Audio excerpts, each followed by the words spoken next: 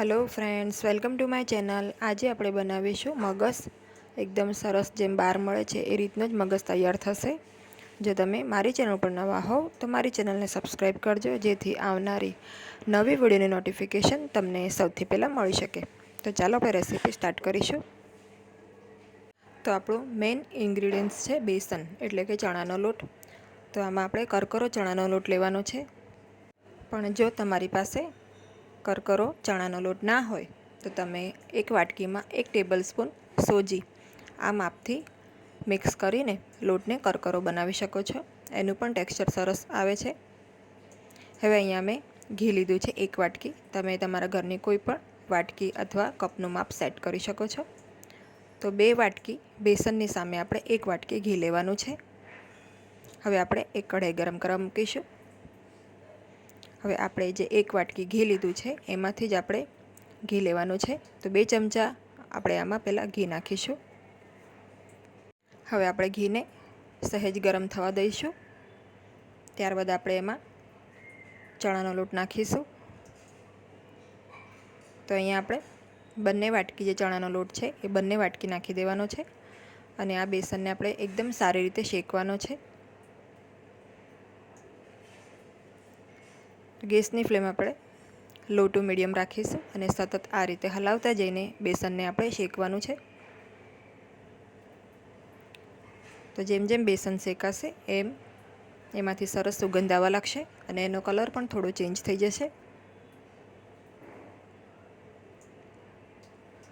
तो घी आपणे एक साथे नथी एड करवानुं ए वातनुं ध्यान राखीशुं। आ रीते बेचीसमां जो तमे घी एड करशो तो बेसन पण झड़पथी शेकाशे अने एनो स्वाद पण सारो आवशे।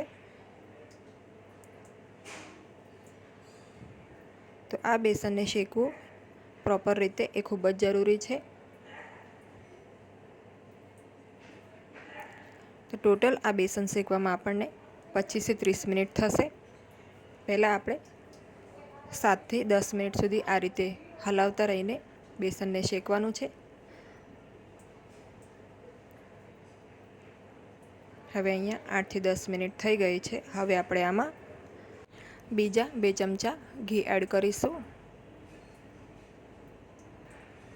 फरीथी मिक्स करी लईशुं अने फरीथी बेसनने आपणे शेकीशुं।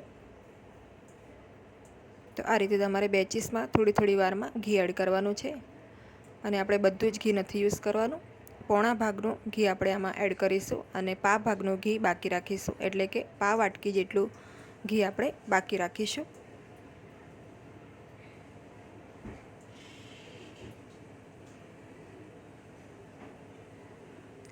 फरीथी 5 થી 7 मिनिट शेकीशुं आपणे आने।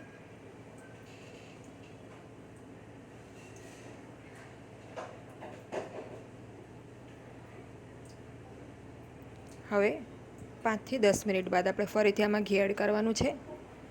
तो अहींया मैं त्रीजी वखत घी एड करी दीधुं छे।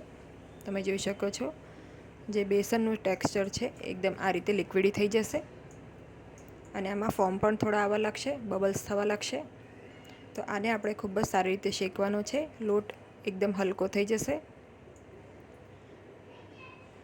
साइडमांथी घी छूटुं पड़े त्यां सुधी आपणे एने सारी रीते शेकवानुं छे।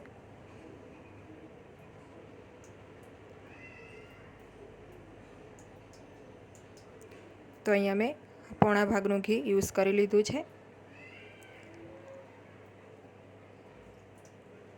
तमे जोई शको छो बेसननो कलर पण पहेला करता हवे थोड़ो अलग थई गयो छे अने सरस सुगंध आववा लागी छे। हवे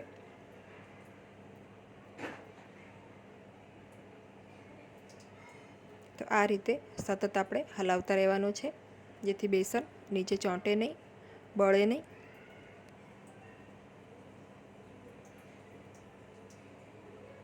तो हवे આપણું જે મગજ છે એનો એકદમ સરસ ટેસ્ટ આવે એના માટે આપણે આમાં થોડું દૂધ એડ કરીશું। તો આપણે આમાં 1/4 કપ જેટલું દૂધ એડ કરવાનું છે। તો દૂધ પણ આપણે એકસાથે નથી નાખવાનું, થોડું થોડું કરીને આપણે દૂધ નાખીશું અને મિક્સ કરતા જઈશું। તો આ રીતે થોડું દૂધ નાખીશું, મિક્સ કરીશું।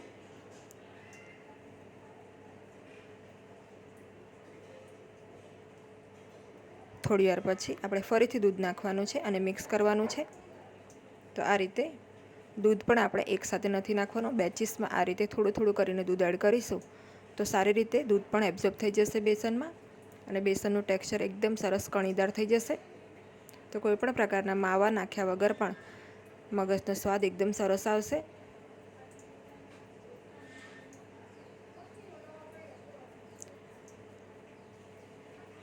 હવે આપણે થોડીવાર આને થવા દઈશું, આ રીતે મિક્સ કરતા જઈશું. દૂધ બધું સરસ બેસનમાં એબ્ઝોર્બ થઈ જાય એ રીતે આપણે મિક્સ કરવાનું છે.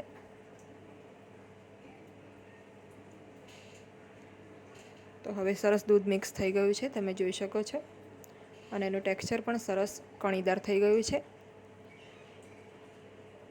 તો હવે આપણે ગેસની ફ્લેમ બંધ કરી દઈશું અને આ મિશ્રણને એક મોટી થાળીમાં કાઢી લઈશું ઠંડુ થવા માટે અને એને ઠંડુ થવા દઈશું. તો અડધા કલાક જેવું થઈ ગયું છે, મિશ્રણ એકદમ સરસ ઠંડુ થઈ ગયું છે. તો આ રીતે આપણે એક મોટા વાસણમાં એને લઈ લઈશું. તમે હાથ લગાડીને આ રીતે ચેક કરી શકો છો. મિશ્રણ એકદમ ઠંડુ થઈ જાય ત્યારબાદ જ આપણે આમાં બુરું ખાંડ એડ કરવાની છે. તો અહીંયા મેં પોણા વાટકી જેટલી બુરું ખાંડ લીધી છે. તો અહીંયા આપણે કમ્પલસરી બુરું ખાંડ જ લેવાની છે, પીસેલી ખાંડ નથી લેવાની. અને ખાંડને હાથેથી સરસ રીતે બેસનમાં મિક્સ કરવાની છે.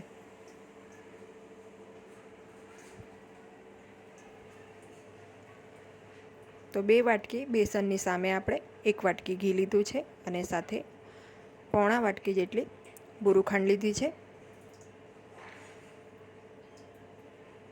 હવે આ મિશ્રણ તમને જો કોરું લાગે તો તમે જે બાકી રહેલું ઘી છે આમાં એડ કરી શકો છો.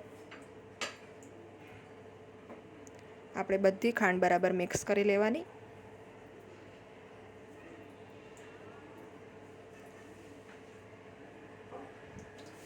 અને મિશ્રણને આ રીતે મુઠ્ઠી પાડીને ચેક કરી લેવાનું. જો આ રીતે મિશ્રણ આપણું એકઠું થાય, આ રીતે લાડુ વળે, તો આપણે ઘી નાખવાની જરૂર નથી. પણ જો મિશ્રણ છૂટું પડતું હોય, લાડુ વળવામાં થોડું બાકી રહેતું હોય, તો તમારે જે બાકી રહેલું ઘી છે આમાં એડ કરી દેવાનું. હવે આપણે એક ગ્રીસ કરેલી થાળી લઈશું અને મેં ઘી લગાડી લીધું છે અને આમાં મિશ્રણને આપણે પાથરી દઈશું. તો આ રીતે મેં મિશ્રણને પાથરી લીધું છે. હવે કોઈ પણ વાટકીના પાછળના ભાગથી આ રીતે એને લેવલ કરી લઈશું સારી રીતે.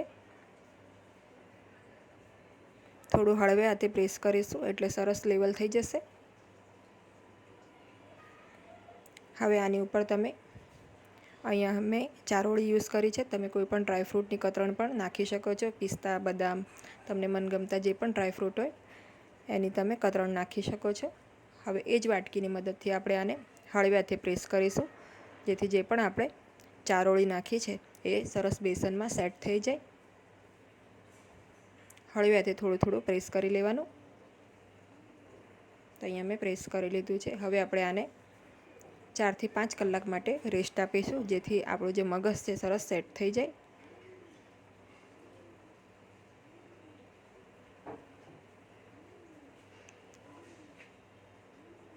તો 5 કલાક પછી આપણે એને ચેક કરી લેવાનું છે.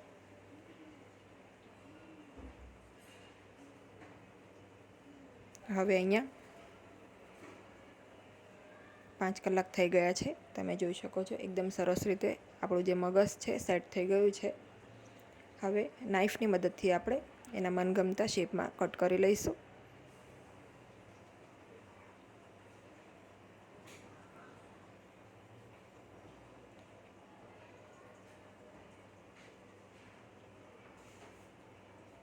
તો તમે તમારી ઈચ્છા પ્રમાણે નાના કે મોટા ટુકડામાં આને કટ કરી શકો છો.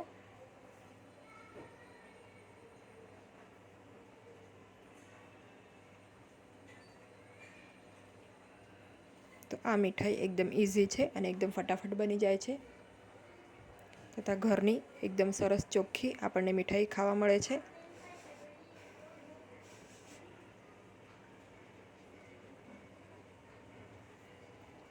હવે એક પીસ આમાંથી કાઢીને બતાવું છું તમને. તો આપણું મગસ એકદમ સરસ સેટ થઈ ગયું છે, તમે જોઈ શકો છો। આ રીતે તોડીને જોઈએ તો એકદમ સરસ સોફ્ટ આપણો મગસ તૈયાર થયું છે, તમે જોઈ શકો છો। અંદરથી એનું ટેક્સચર પણ એકદમ સરસ દાણેદાર છે।